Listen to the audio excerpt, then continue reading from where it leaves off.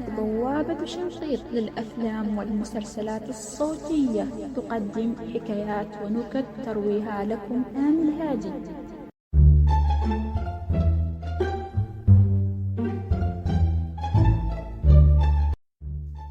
مرحبا بكم متابعينا الأعزاء، متابعين بوابة شنقيط للأفلام والمسلسلات الصوتية.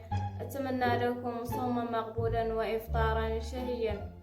اليوم جايبين لكم حلقة جديدة ونكتة جديدة، ونكتتنا لليوم تقول: خالي اثنين، واحد من أهل البادية وواحد من أهل المدن، جاوا البقالة يشتروا من عندها. قال صاحب الواكشوط: أعطيني بوش من البن وفقط من كلينكس. قال صاحب البادية: أعطيني أنا بوش من البن وفقط من كلينكس.